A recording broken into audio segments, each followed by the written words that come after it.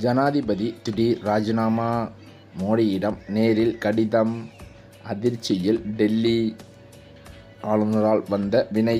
தமிழக சட்டமன்றத்தில் கடந்த 2022 ஏப்ரல் மாதம் சென்னை பல்கலைக்கழக மசோதா நிறைவேற்றப்பட்டது. சென்னை பல்கலைக்கழகத்தில் துணைவேந்தரை நியமிக்கவும் நீக்கவும் அரசுக்கு அதிகாரம் அளிக்கும் வகையில் இந்த மசோதாவில் திருத்தமும் செய்யப்பட்டுள்ளது.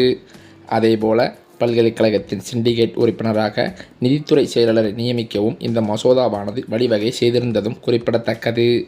உயர்கல்வித்துறை சார்பில் கொண்டு வரப்பட்ட இந்த மசோதாவை ஆளுநருக்கு தமிழக அரசு அனுப்பி வைத்த நிலையில் ஆளுநர் அதை குடியரசுத் தலைவருக்கு அனுப்பி வைத்திருந்தார். மத்திய மாநில அரசுகளின் பொதுப்பட்டியலில் உள்ள விவகாரம் என்பதால் இந்த மசோதாவை குடியரசுத் தலைவருக்கு ஆளுநர் அனுப்பி வைத்ததாக தெரிவிக்கப்பட்டது.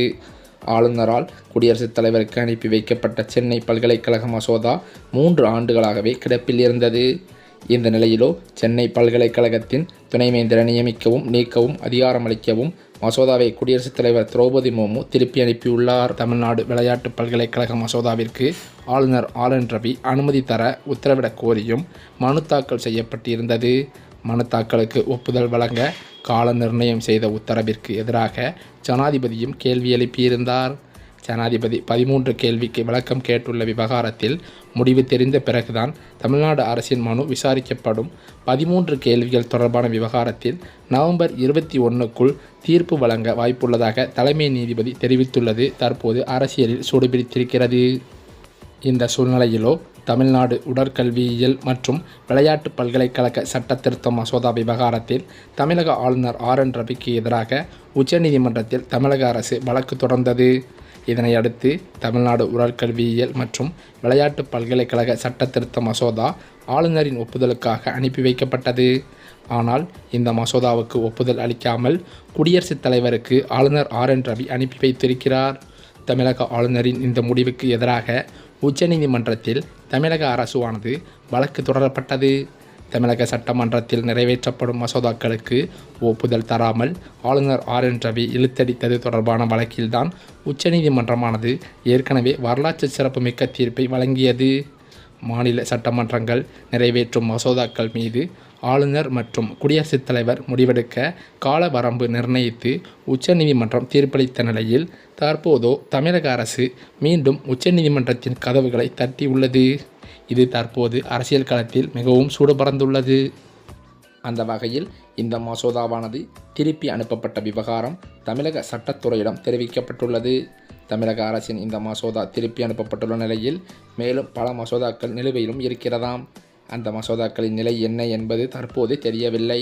பாரதியார் பல்கலைக்கழகம், பெரியார் பல்கலைக்கழகம், பாரதிதாசன் பல்கலைக்கழகம் உள்ளிட்ட பல்கலைக்கழக மசோதாக்களின் நிலை ஓரிரு நாட்களில் தெரியவரும் என்றும் எதிர்பார்க்கப்பட்டு வருகிறது. அதே சமயம் ஒன்றிய மாநில அரசுகளின் பொதுப்பட்டியலில் உள்ள விவகாரம் என்பதால் இந்த மசோதாவை ஜனாதிபதிக்கு ஆளுநர் அனுப்பி வைத்திருந்தார்.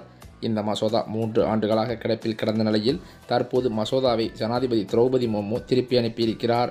இந்த விவரமானது தமிழக சட்டத்துறையிடம் ஒப்படைக்கப்பட்டது தற்போது பரபரப்பை ஏற்படுத்தியுள்ளது. இந்த மசோதா ஏப்ரல் 29இல் தமிழக சட்டப்பேரவையில் அறிமுகப்படுத்தப்பட்டு அதே நாளில் ஒருமனதாகவும் நிறைவேற்றப்பட்டதாம். மேலும் அதன் பிறகு மே 6ஆம் தேதி முதல்வர் மற்றும் அமைச்சர்கள் குழுவின் உதவி மற்றும் ஆணைகளுடன் அதே நாளில் ஆளுநரின் ஒப்புதலுக்காக மசோதா அனுப்பப்பட்டதாம்.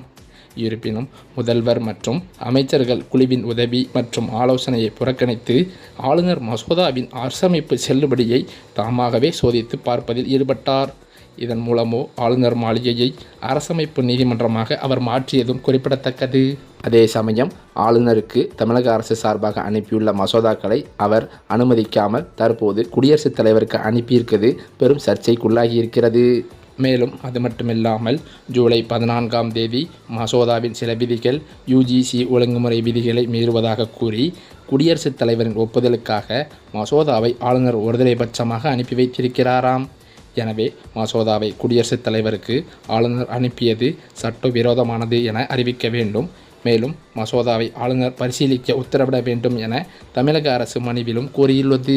இப்படிப்பட்ட நிலையில் ஆளுநரின் இந்த முடிவுக்கு எதிராக தமிழ்நாடு அரசு உச்சநீதிமன்றத்தில் மனு தாக்கல் செய்ததை அடுத்து அந்த மனுவில் ஆளுநரின் இந்த நடவடிக்கை மேலும் தன்னிச்சையானது என அறிவிக்க வேண்டும் என்றும், அதே வேளையில் தமிழ்நாடு சட்டமன்றத்தில் இயற்றி அனுப்பி வைக்கும் மசோதாக்களை தமிழ்நாடு ஆளுநர் கையாளும் விதம் அரசியல் சாசனத்திற்கு எதிரானதாக உள்ளது என்றும் தமிழக அரசு தெரிவித்தது.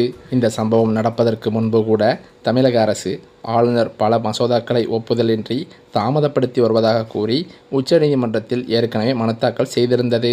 அந்த வழக்கில் கூட உச்சநீதிமன்றம் ஆளுநர் மசோதாக்களை நீண்டகாலம் நிலுவையில் வைக்கக்கூடாது என்று தெளிவாக கூறியிருந்தது.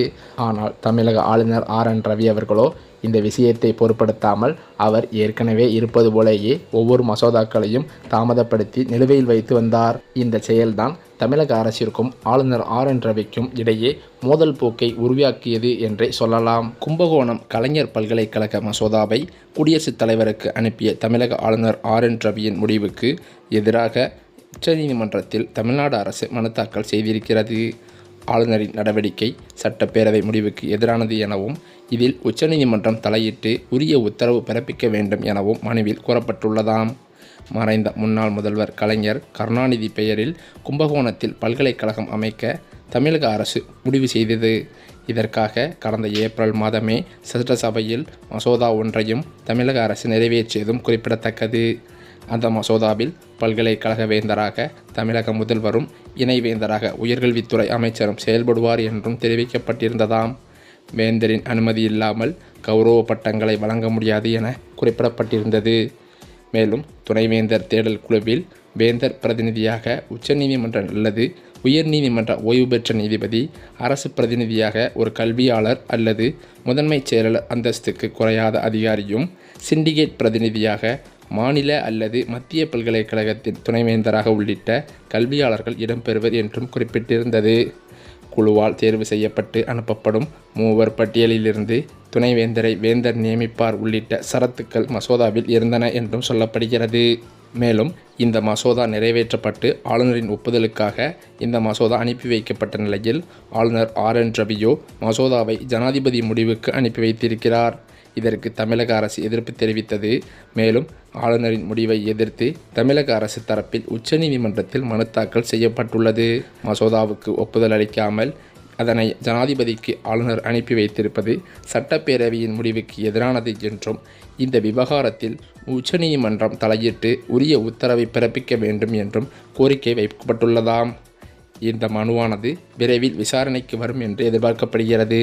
இந்த நிலையில்தான் பல்வேறு சர்ச்சைகளில் சிக்கி வரும் தமிழக ஆளுநர் ரவியை ஜனாதிபதி திரௌபதி முர்மு அவர்கள் அதிரடியாக மாற்றம் செய்ய இருப்பதாக அதிர்ச்சி தகவல்கள் பரவி வருகிறது. அதே சமயம் தமிழக ஆளுநர் RN ரவி ஒவ்வொரு மசோதாக்களையும் கிடப்பில் போடுவது மட்டுமில்லாமல் ஜனாதிபதிக்கு அனுப்பி வைப்பது பெரும் சர்ச்சையை கிளப்பி வந்த நிலையில் தமக்கும் பிரச்சனை தான் என்று எண்ணிய ஜனாதிபதி திரௌபதி முர்மு அவர்கள் தற்போது ஜனாதிபதி பதவியையே ராஜினாமா செய்துவிட்டு பதவி விலகிவிடலாம் என்று அவரது ஆதரவாளர்கள் மத்தியில், அதாவது நிர்வாகிகளிடம் ஆலோசனை நடத்தியிருப்பதாகவும் தகவல்கள் வெளியாகியுள்ளது. இது இன்னும் 2 நாட்களில் மோடியை நேரில் சந்தித்து ராஜினாமா கடிதத்தை அளிக்க இருப்பதாக அதிர்ச்சி தகவல்களும் வெளியாகியுள்ளது.